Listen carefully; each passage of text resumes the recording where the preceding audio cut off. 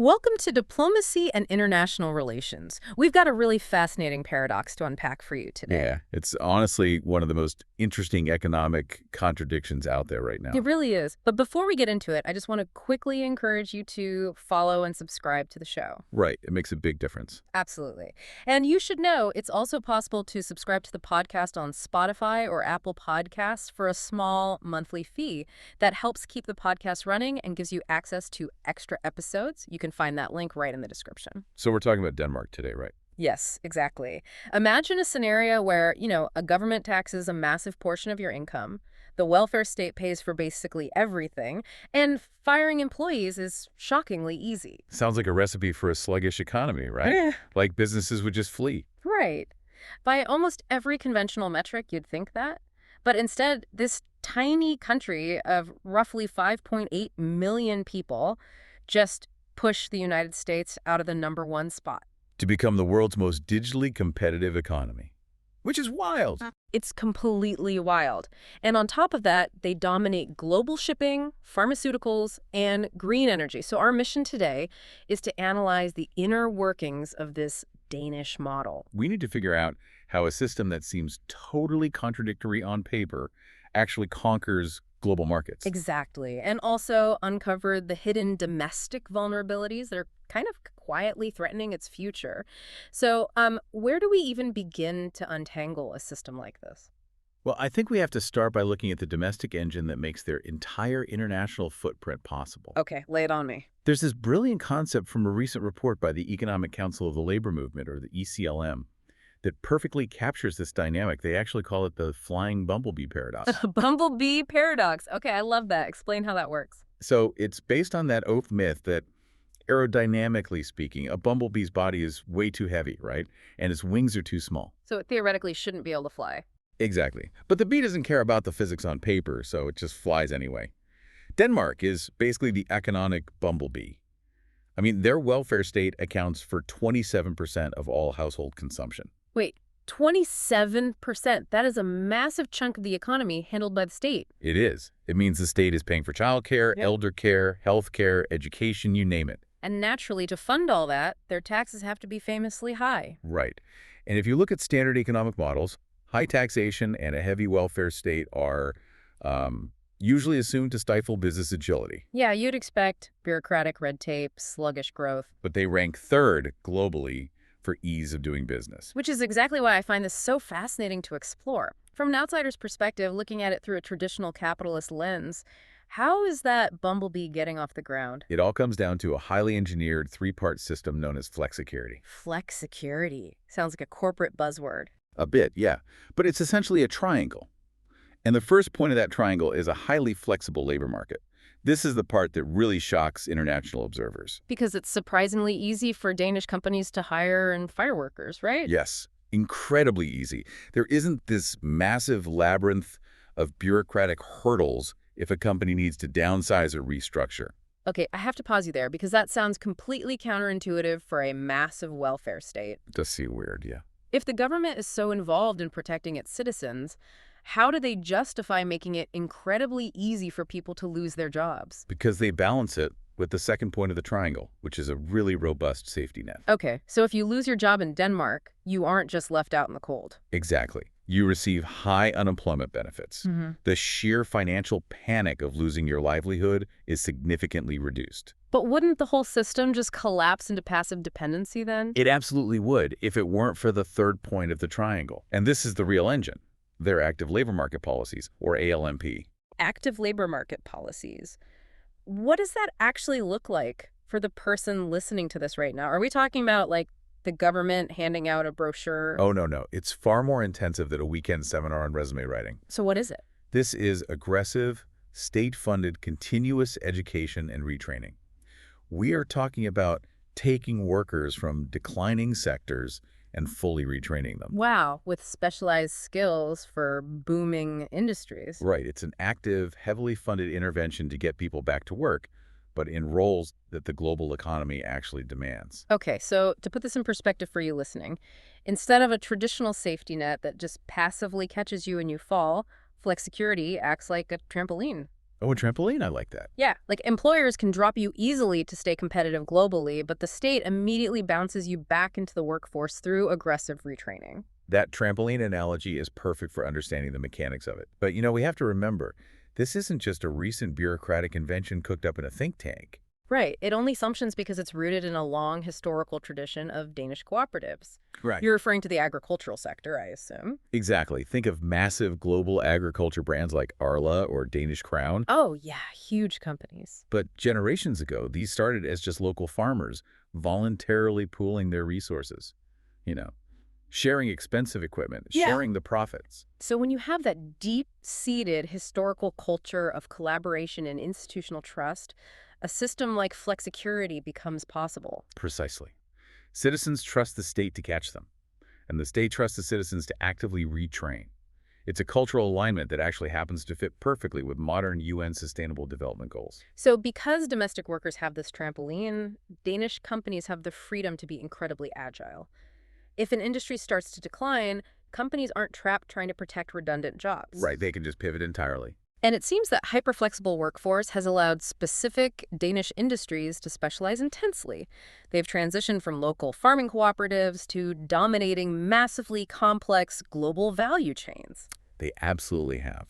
To really see how that agility translates to global dominance, let's look at the shipping industry. Okay, let's look at it. Back in the 1980s, Danish shipping faced a severe existential crisis. The global market was shifting, and they were bleeding money.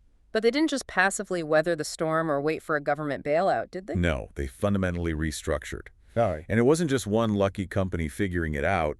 It was the coevolution of an entire commercial cluster they call Blue Denmark. Blue Denmark. So instead of fragmented companies fighting each other, they developed a tight-knit ecosystem. Exactly. You had shipping lines, shipyards, supportive national institutions, and maritime brokers all coordinating their strategy together. And they moved away from basic transport and specialized heavily in knowledge-intensive operations.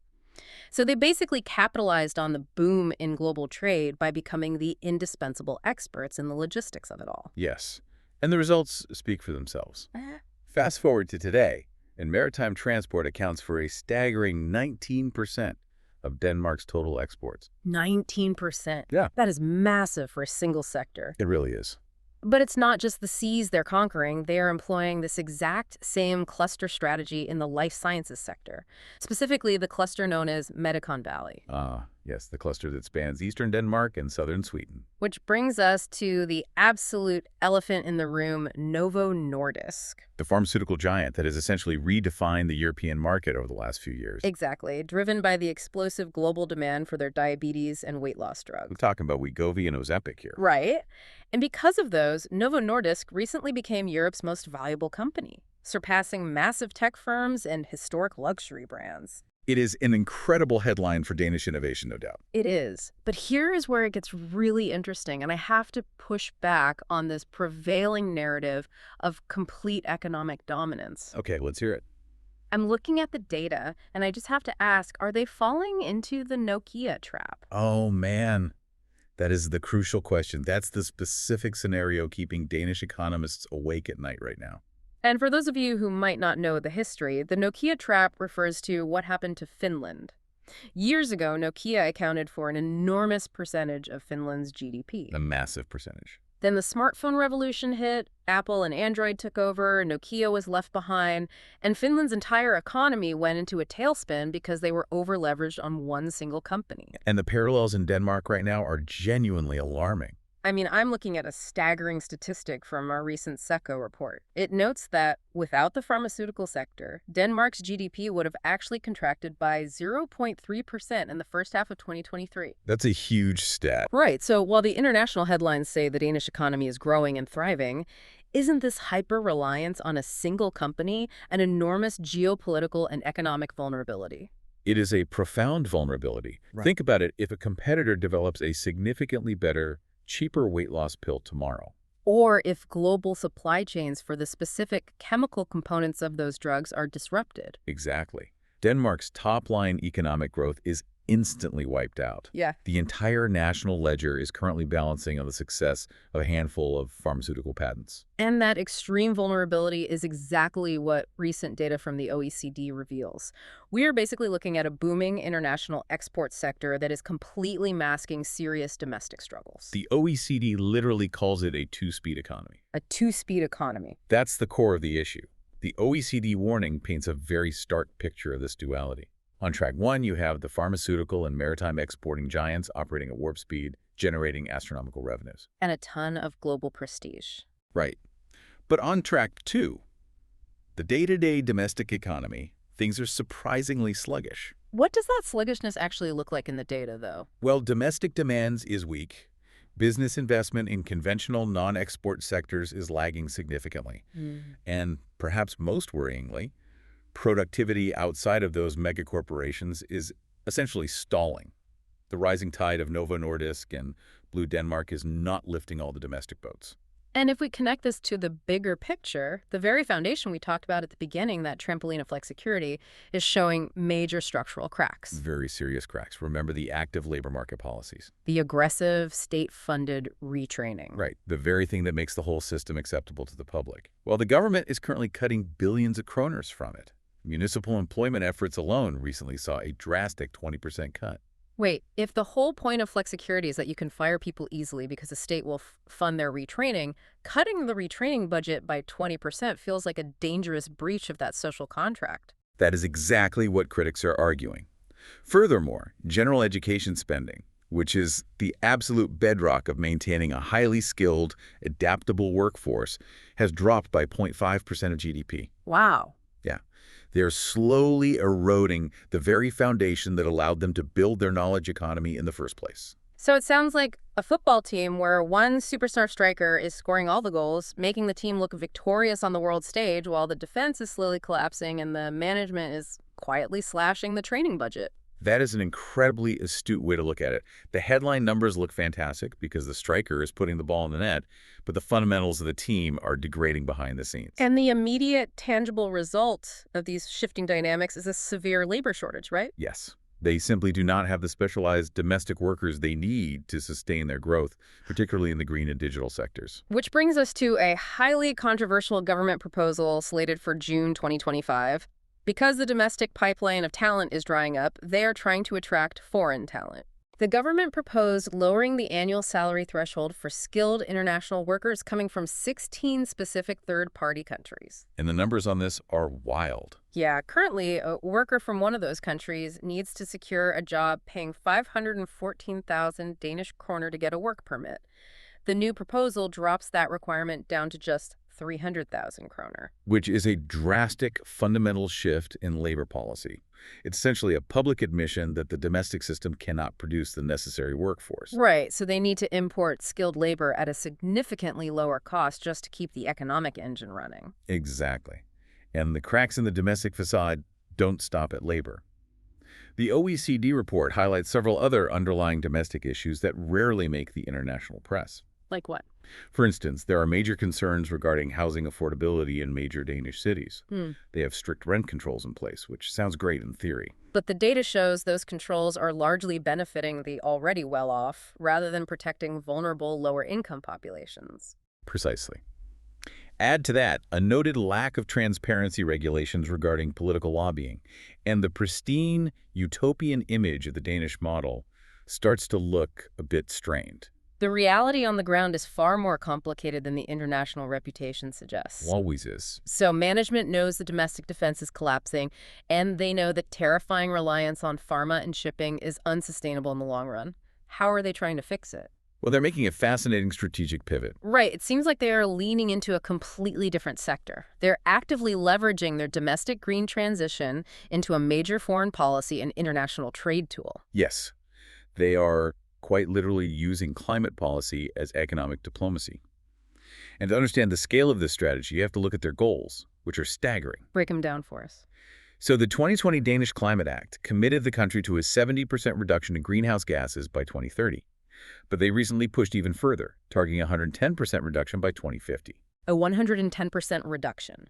Just to clarify the mechanics of that for you listening, it means they intend to actively absorb more carbon from the atmosphere than they emit, effectively becoming carbon negative. Exactly, and they are making tangible progress. As of April 2025, they were already generating 54% of their electricity entirely from wind power. That's incredible. They've also introduced pioneering, world-first policies, like a comprehensive agricultural carbon tax.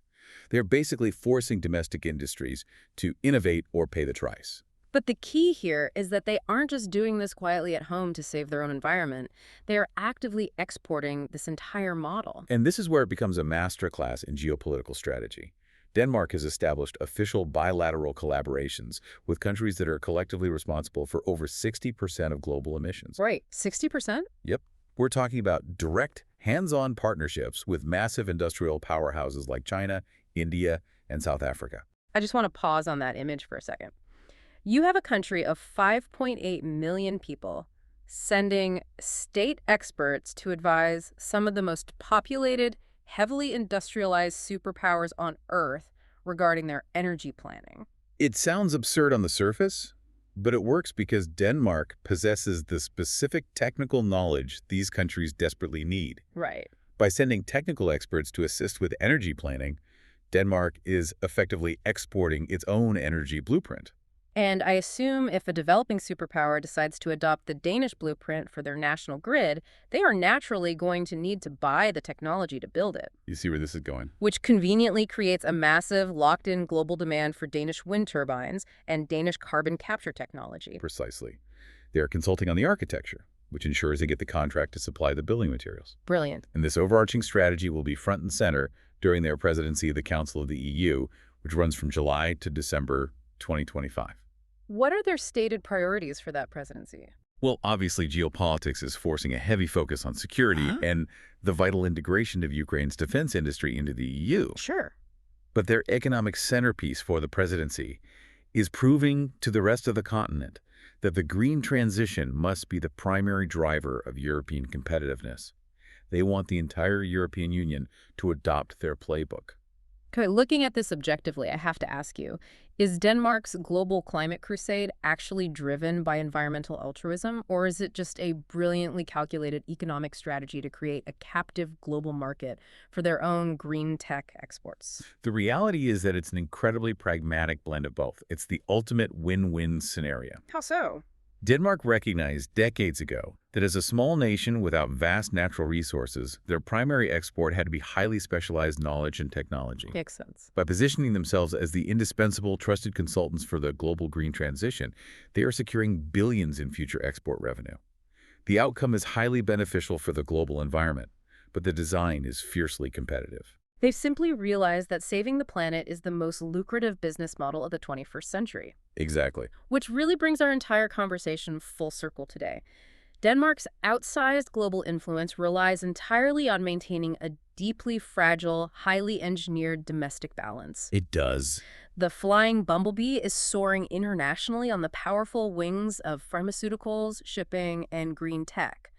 But the hive itself, the domestic economy, the social welfare state, that critical flexicurity trampoline is showing severe structural fatigue. And that fatigue brings up a rather alarming contradiction found deep in the OECD's analysis. Oh, what's that? For all of Denmark's brilliant global economic engineering and for all of their aggressive international climate diplomacy, they have surprisingly underinvested in local climate adaptation. Wait, really? The country trying to save the world from climate change is neglecting its own backyard? That is exactly what the data shows. The nation remains highly exposed to coastal flooding and severe storm surges. Oh, wow. Yeah. They are so laser-focused on mitigating global emissions and exporting their green technology abroad that their own domestic risk prevention measures against the immediate physical threats of climate change are lagging far behind. That is a truly striking image to end on. I mean, what happens to the flying Bumblebee when the physical hive itself is threatened by the very changing climate they are trying to solve globally? It's a profound tension between sweeping global ambition and stark local reality. And it will probably define Denmark's next decade. We will leave you to mull that over. Thank you so much for exploring this fascinating topic with us today. It was a pleasure. Thanks. If you enjoyed the show, please take a moment to rate it 5 stars on your podcast app. It really helps us reach even more people. And don't forget to follow the podcast so you never miss an analysis. See you next time.